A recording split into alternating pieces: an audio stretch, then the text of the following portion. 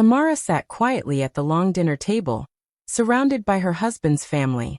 The clinking of plates and forced laughter filled the air, but beneath it all was a heavy tension she could almost taste. It was supposed to be a simple family dinner, yet she could already feel the storm brewing in their glances and whispers. Tun's mother sat at the head of the table, her sharp eyes moving from Amara to her son. "So," she began with a thin smile. "How long has it been now? 3 years of marriage and still no child." The table fell silent. Amara forced a smile. "In God's time, Mama," she replied softly. But the words only opened the door for more comments. Tun's sister laughed lightly. "Maybe she's focusing too much on work. Some women forget their real duty when they start earning small money."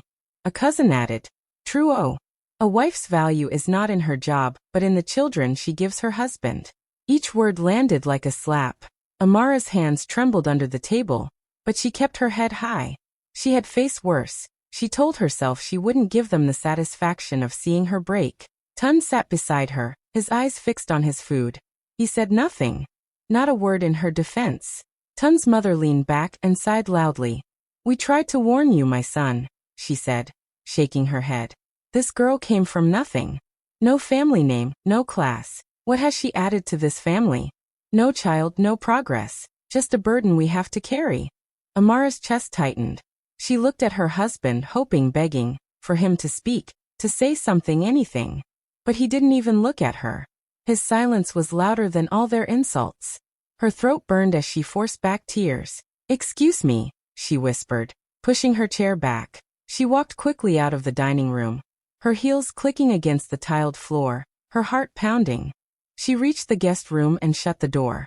The moment the lock clicked, her tears burst out. She sank to the floor, pressing her hands to her face, trying to quiet her sobs. The laughter from the dining room echoed faintly through the walls.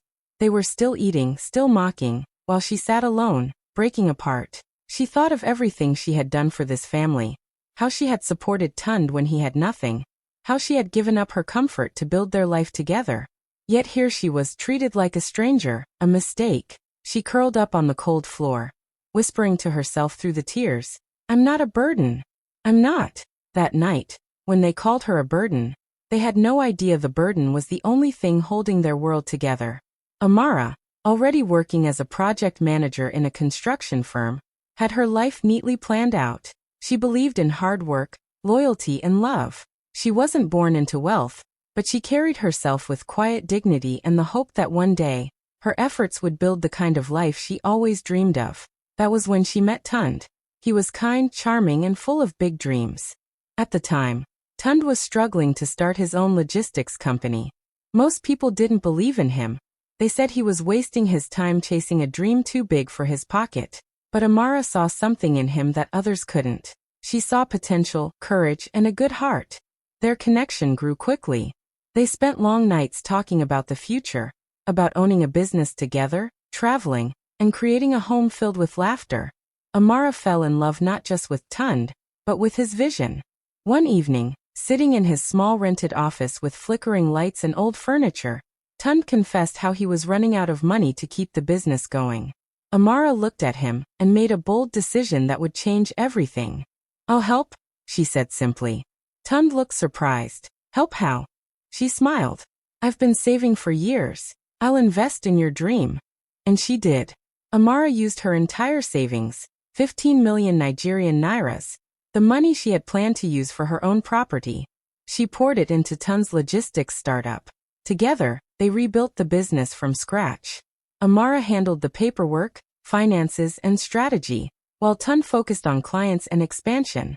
They worked like partners in every sense, supporting each other through sleepless nights and tough beginnings. Slowly, the company began to grow. New clients came in, money started flowing, and they finally began to live the life they dreamed of. When Tund proposed, it felt like the perfect reward for all their struggles. Their wedding was small but beautiful. Amara didn't mind that they couldn't afford luxury. What mattered most to her was love, the feeling that she and Tund had built something real, both in business and in life. But after their marriage, things started to change. When the company became successful, Tund's family, who had been distant during his struggles, suddenly became very present. They praised his hard work, and called him the pride of the family, but they barely acknowledged Amara's role. At first she didn't care. She told herself it didn't matter if they didn't know how much she had done. Love, she thought, didn't need public applause. But as time passed, their attitude became harder to ignore. Tun's mother would often make comments like, "A woman should know her place," or "Don't forget, you married into a respected family. Behave accordingly." His sisters would laugh and whisper whenever Amara shared her ideas. They called her too forward, too ordinary, and sometimes even lucky that Tun chose her. What hurt the most was seeing how Tun began to change too. The man who once listened to her ideas now brushed them aside. When his family disapproved of something Amara said or did, he would take their side, not out of anger, but out of fear of losing their approval. He started caring more about appearances, about how the family looked in public. He began to attend meetings and events without telling her. At home, the warmth between them faded. Still, Amara stayed hopeful. She reminded herself of the man she fell in love with, of the sacrifices they made together. She believed that love could weather pride and pressure. So she kept giving her time, her support, her patience. Whenever Tund came home tired, she cooked his favorite meals. When his mother complained that Amara didn't act grateful enough, she smiled politely and apologized. She thought that if she stayed calm and loyal, one day they would see her heart. But deep down, something inside her was beginning to ache. She missed the old Tund, the man who used to tell her, "We're a team." Now it felt like she was fighting alone. At night, she would lie awake beside him, staring at the ceiling, wondering when love had started to feel like a battle. Yet, even with all the pain, she refused to give up. Amara didn't know it yet, but her silence, her patience, and her loyalty were about to be tested in ways she never imagined. After that humiliating dinner, Amara could barely sleep. Every word, every insult, played over and over in her head. A burden to this family. Those words cut deep. She lay awake, staring at the ceiling, wondering how everything had changed so quickly. The man who once promised to protect her now sat silently while others tore her apart. The next morning, the house felt colder. Tund acted as if nothing had happened. He smiled, chatted with his mother, and left for work without a single word about the night before. Amara forced herself to stay polite, pretending not to notice the way his mother avoided her eyes. Later that week, while she was arranging some business papers in Tund's home office, she noticed something strange. A file she used to handle, the company ownership documents, was missing from its usual spot. Curious, she checked the drawer where she had kept photocopies. The copies were still there, but something felt off. Her name was no longer listed as co-founder. Instead, the documents showed Tund as the only owner of the company they had built together. Her heart stopped. She blinked several times, thinking maybe it was a mistake, maybe she had grabbed the wrong file. But no, the dates, the stamps, the signatures, everything was there. Someone had changed the documents. Hands trembling, Amara waited until Tund came home that evening. She held the papers in her hand as he entered. "Tund," she said quietly, trying to stay calm. "Can you explain this?" He looked at the papers and sighed, rubbing his forehead. "Amara, please, it's not what you think. Not what I think." Her voice cracked. "My name is gone, Tund. I invested my life savings into this company, and now it looks like I never existed." He avoided her eyes. "My mother has been worried," he said slowly. "She thinks you bring bad luck to the family business. She said it's better if everything is in my name, for peace. I'll fix it later, I promise." Amara stared at him in disbelief. "You did this to keep your mother happy?" "Amara, please," he said softly. "It's just temporary. You know how she can be. I'll change it back soon." Tears filled her eyes. "You took away everything I worked for, everything we built together, and you're telling me it's just to keep the peace?" He reached for her hand, but she pulled away. "You've changed, Tund," she whispered. "You used to be my partner. Now I don't even know who you are." For days after that, Amara walked around like a ghost. She couldn't eat, couldn't think. She sat in their bedroom staring at the wedding photo on the wall, a reminder of a love that now felt like a lie. Then one evening, Tund came home with a serious look on his face. "Amara," he said carefully, "I think it's best if you move out for a while." She froze. "What?" "My family needs space," he continued. "They're uncomfortable around you right now. Maybe if you give them time, things will calm down." She felt her knees weaken. You want me to leave our home? After everything I've done for you? Please don't make this harder, he said softly.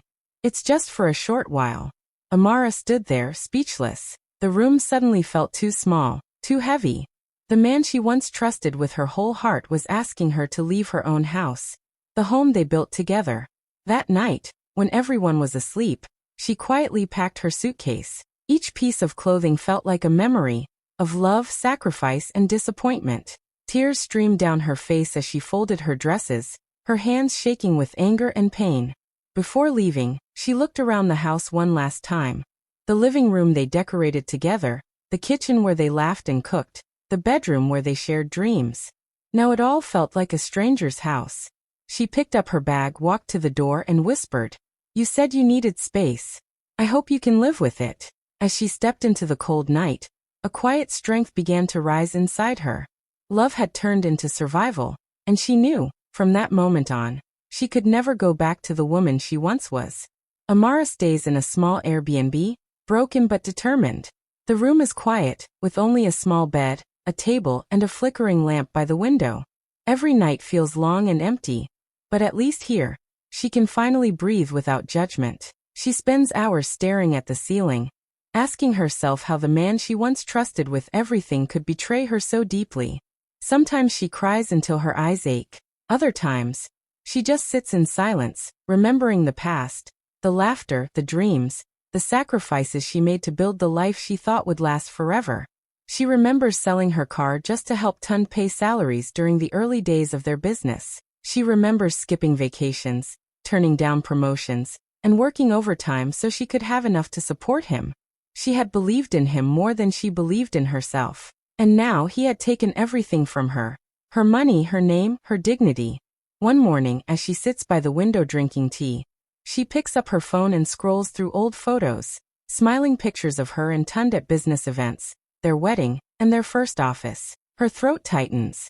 Was it all fake? She whispers to herself. Her thoughts are interrupted by a message from an old friend, Kemi, who had once worked with her. "I heard what happened." The message reads, "Please call me if you need anything." Amara hesitates at first but finally calls her. When Kemi hears her voice, she says softly, "Amara, you don't deserve this. You gave that man your everything. Don't just sit there. Fight for what's yours." Those words echo in Amara's mind long after the call ends. Fight for what's yours. That evening, Kemi connects her with a lawyer named Mr. Ade, who listens quietly as Amara tells her story. She explains how she invested 15 million Nigerian nairas into Tund's company, and how her name was removed from all the documents. When she finishes, Mr. Ade leans forward. "Mrs. Amara," he says, "if you have proof, bank transfers, receipts, emails, anything that shows your contribution, you still have legal rights. It may take time, but you can reclaim what belongs to you." Amara's heart beats faster. "So I can still fight this?" "Yes," he replies. "But you'll need strong evidence. Every little record matters." That night, Amara opens her laptop and begins the long, painful process of gathering proof. She searches through years of emails, receipts, and voice notes. She finds old bank statements showing the transfer of 15 million Nigerian nairas to Tund's business account. She finds text messages where Tund thanked her for saving the company. Each file she saves feels like a piece of her power returning. But it's not easy. The memories hurt. She remembers how hopeful she was then, how proud she felt whenever Tund said, "I couldn't have done this without you." Now those same words sting like a lie. Days turn into weeks. Amara barely sleeps. Her table is covered with papers, flash drives, and sticky notes. Sometimes she stops and cries quietly, wondering if all this pain is worth it. But then she remembers Tund's mother's words, "She's a burden." That insult fuels her strength. Meanwhile, on social media, she sees photos of Tund's family celebrating the company's new expansion. They're smiling, posting expensive pictures, and calling Tund a self-made man. Each post feels like a slap to her face. But she doesn't comment, doesn't call. She stays silent, because she knows her silence is her weapon.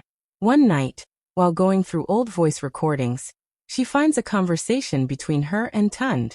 His voice says, "Babe, once the company grows, we'll both enjoy it. You'll never regret investing in me." Amara closes her eyes and exhales shakily.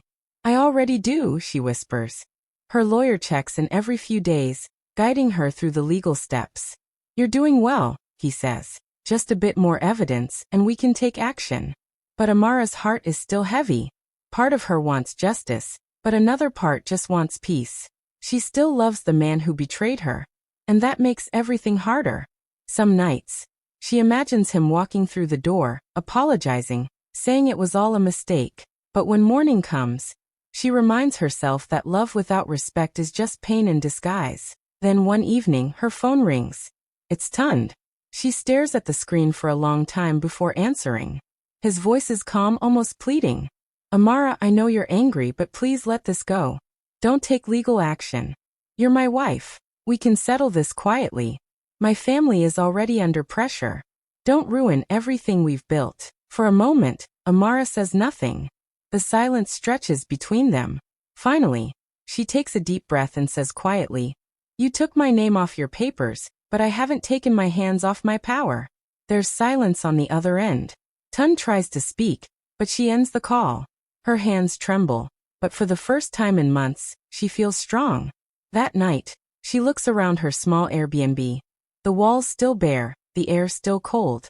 Yet something feels different. The sadness hasn't left, but underneath it, something new is growing. Determination. Amara sits at her desk, gathers her papers neatly, and whispers to herself, You tried to erase me, Tund. But I'm still here. And I'm not done. From that moment on, Amara stops crying over what she lost and starts fighting for what she deserves. Amara's lawyer serves Tund and his company with a legal notice, freezing all major accounts until the ownership dispute is resolved. The news hits like a thunderstorm. Within hours, the company's board members are in shock, investors are calling nonstop, and staff members whisper nervously in the hallways. Tund wakes up to dozens of messages and missed calls. Confused, he rushes to his office, where his accountant hands him the court notice. His hands shake as he reads the words. Ownership under legal dispute. All company assets temporarily frozen. What is this? He shouts. The accountant looks down. Sir, it's from your wife, Mrs. Amara. Tund's face turns pale. What do you mean my wife? She filed a claim, sir. It says she's the co-founder and investor. She's demanding her rightful share. By noon, the news has spread everywhere. Business blogs, newspapers, and social media are buzzing with headlines. Tund Adewale's company faces ownership crisis. Investors begin pulling out, fearing more legal trouble. The once praised family business is suddenly falling apart. At home, Tund's mother paces back and forth, shouting on the phone. How could she do this to us? After everything we did for her. She dials Amara's number repeatedly.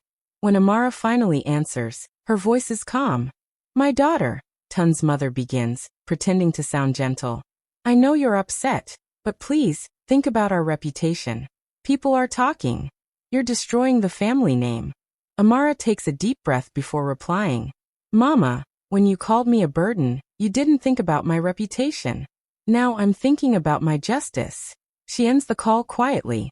That evening, there's a loud knock on her apartment door. Amara looks through the peephole. It's Tund. He looks tired, angry, and desperate. She hesitates for a moment, then opens the door. Are you happy now? He says coldly. You've ruined me, Amara. Everything I built is collapsing because of you. She looks at him calmly. Everything we built, she corrects. He scoffs. Don't twist things. You went too far. Freezing my accounts? Making my family look like fools? Is this your revenge? Amara steps closer, her voice steady. I didn't ruin you, Tund. I only took back what was mine. You ruined yourself the day you erased my name. He clenches his fists. You could have talked to me. You didn't have to embarrass me publicly. I did talk to you, she says softly. You just stopped listening. For a moment, there's silence. The anger in his face fades into something else, guilt. He sinks into a chair, rubbing his temples. I never meant for it to go this far, he whispers. I just wanted to make my family proud. They said you weren't good enough for me. And I was stupid enough to believe them. Amara feels a sting in her chest, but she doesn't cry. Not anymore. You wanted to please everyone, Tund, she says. And in the end, You lost the only person who truly believed in you. He looks up at her, his eyes red. I miss you, Amara. I miss us. I know I can't change the past, but please stop this. We can rebuild together. Amara shakes her head slowly. There is no us anymore. The woman who would have forgiven you doesn't exist. He stands frustrated. So that's it? You're just walking away after destroying everything. She takes a step closer, her tone calm but firm. No, Tund. I'm not walking away, I'm rising. He frowns, confused. What do you mean? She picks up a folder from the table and hands it to him. Inside are documents showing her full withdrawal of her 15 million Nigerian nairas investment, plus interest, all done legally, quietly, through the court's approval before the freeze was announced. I already took my money out last week, she says evenly. The freeze was just to make sure you couldn't hide or spend it before I did. Tund's jaw drops as he flips through the papers. You already took it?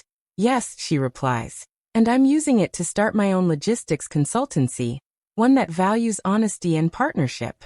He stares at her, speechless. You planned this? She nods. You planned to erase me first. I just finished your plan for you. For a long moment, neither of them speaks. The air between them is thick with regret and finality. Finally, Tund sighs, his voice breaking. I let them turn me into someone I don't even recognize. I thought I was protecting my family, but all I did was destroy my home. Amara looks at him, her eyes soft but firm. We both made choices, Tund. You chose pride. I chose peace. He lowers his head, defeated.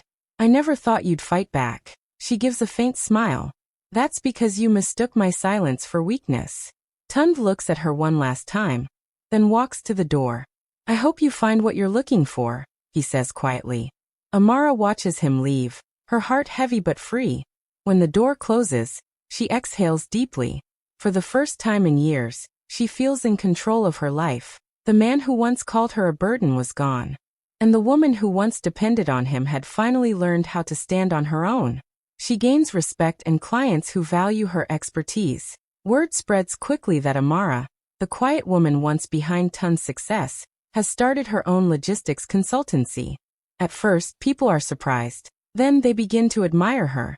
Not for her past, but for her strength, her knowledge, and her calm confidence. Her new office is small but bright, filled with fresh energy and honest workers who believe in teamwork. She treats everyone with kindness and respect, something she had always wanted in her own marriage. Slowly, her business grows. Clients trust her because she delivers what she promises. For the first time in years, Amara feels proud of herself again. Not because of someone else's success, but because of her own hard work. Meanwhile, things begin to fall apart for Tund. The court case and bad publicity scare away investors. His company starts losing contracts, and his once loyal staff begin to leave. His mother, who once looked down on Amara, now blames him for everything. If you had listened to your wife, she says bitterly, we wouldn't be in this mess. Tund tries to fix things, but it's too late. The damage is done. His pride has cost him everything. His business, his peace, and the woman who truly believed in him. Amara hears about his struggles, but she doesn't gloat. There's no joy in his downfall. She simply prays he learns from his mistakes. Her peace doesn't come from revenge. It comes from knowing she survived what was meant to destroy her. As the months pass, Amara begins to reconnect with old friends she had lost touch with during her marriage. Kemi visits often, bringing laughter and warmth into her new apartment. They talk, laugh, and sometimes cry about everything Amara went through. Each conversation helps her heal a little more. One evening, after signing a major contract with an international company, Amara sits by her office window, watching the sunset. The city lights begin to glow below her, and she smiles softly. She has come so far from that broken woman who once cried on a cold floor in her husband's house. She realizes that walking away wasn't a sign of weakness. It was her greatest strength. Staying might have destroyed her, but leaving gave her life back. She picks up her journal and writes. Sometimes walking away is the loudest way to speak. And as she closes the book, a peaceful silence fills the room. The kind that comes only when a storm has passed, and the sun finally returns. Amara narrates from her new office, looking out the window, free, successful, and finally at peace. The city below is alive with movement, cars honking and people hurrying, But inside her office, everything feels calm. Sunlight pours through the glass, warming her face as she sips her coffee and smiles. It has been a long journey, from the night she was called a burden to the day she took back her power. She thinks about the woman she used to be, quiet, hopeful, always trying to please everyone. That woman believed love would fix everything. But now Amara knows better. Love blinded me, she whispers to herself. But pain opened my eyes. Her phone buzzes on the table. She glances at it and freezes for a moment. The message is from Tund. Just 3 words. I miss you. She stares at the screen for a while, her heart still but no longer aching. Once, those words would have broken her, made her cry, or filled her with hope. But now they mean nothing. She takes a slow breath, smiles faintly, and presses delete. Then she turns back to her desk, where plans for her growing business lie neatly arranged. Her name, Amara Logistics Consultancy, is printed boldly on the folder. It's a name that carries her story, her strength, and her freedom. She looks out the window again, watching the sky turn golden. A soft wind moves through the curtains, and she feels something she hasn't felt in a long time: peace. They called me a burden, she says quietly. But I was the foundation they built on. And when I walked away, their walls finally fell. Hey besties. Two Hearts, thanks so much for watching till the end. If you enjoyed this story, don't forget to like, comment, and subscribe for more amazing stories. See you in the next one. Bye. Waving Hand Sparkles.